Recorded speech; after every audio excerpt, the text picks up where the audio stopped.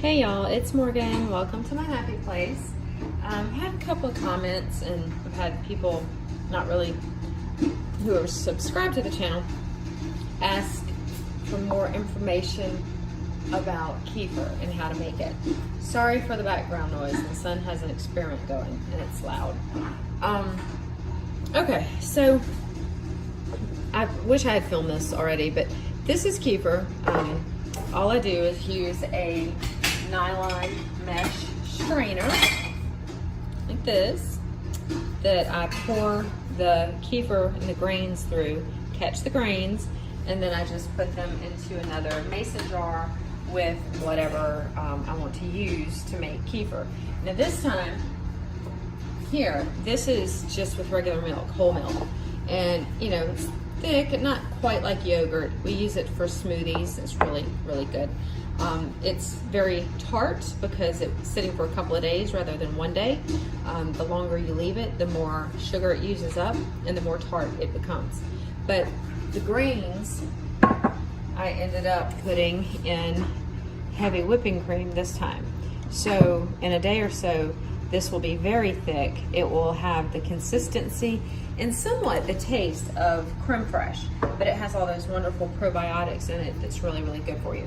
But I wanted to show you something that you can do with regular kefir, or you can do the creme fraiche, although it's usually not needed, but you can do,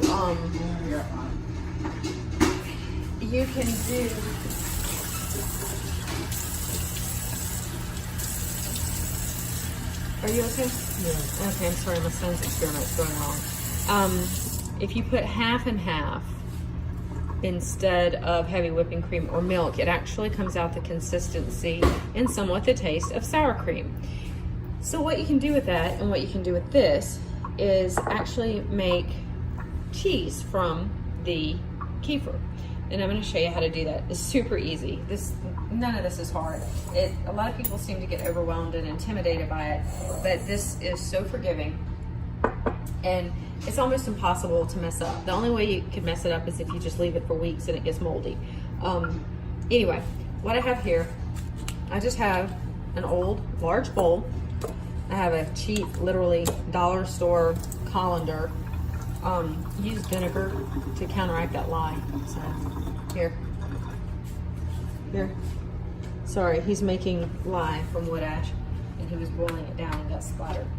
And then I use a good tight weave, smooth cotton to strain it. So I'm gonna put this down in the colander. Okay. And this is where it's going to get super technical, okay? You're going to take your kefir and you're just going to pour it into your dishcloth. And that's it. You leave it to sit and drip until you get it as thick as you want it. Now, I like to add a little bit of salt to it. Sometimes I'll add a little bit of seasoning, like Italian seasoning. Really, the sky's the limit. You can add whatever you like. I had made some cheese. It's actually called, oh gosh, I'll slaughter the name. I'm not even gonna try to pronounce it. But I had done some and made it pretty thick. Well, it had actually gotten a little too thick from sitting in the refrigerator and still fermenting. So a while ago, I just added a little bit of whole milk to it, and that makes it less tart and it thins it down. This is amazing on crackers. It has kind of the taste and texture of cream cheese. It's really good. Again, it has all those good probiotic benefits for you. Now, I'm impatient by nature, and so what I usually do to try to help this process along, especially if it is the thin kefir like this, is you'll see it kind of gets thick where it collects on the cloth, and so I kind of just scrape it a little bit periodically, and that gets the thick stuff off of the cloth and allows more of the water or liquid to drain out of it more quickly. The liquid, by the way, is whey.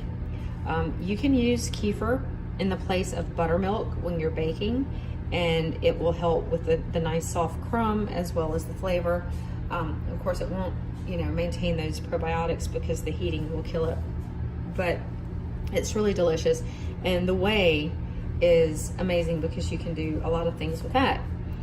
You can use it for cooking or to ferment things. I usually feed it to my chickens, they love it. But you can also take the whey and dilute it. You can put 1 part whey to 10 parts water. And you can actually use it to help, like in the chicken coop or any, if you have compost, and it will help it go ahead and ferment. It helps with odor in like my coop. And it helps create all those good beneficial bacteria that help make compost and break things down so it happens more quickly. Trying to think if there's anything else I can tell you about it. If you have any questions, any comments, feel free to put them and I will try to reply. I've been crazy busy lately. I started making a video about what I was doing out here and why I haven't been posting videos, and of course got interrupted and couldn't finish, so yeah.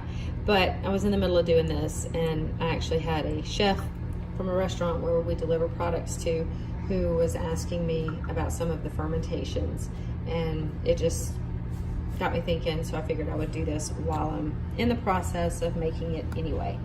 All right, guys, hope I hear from some of y'all. Good getting back on here again. Later.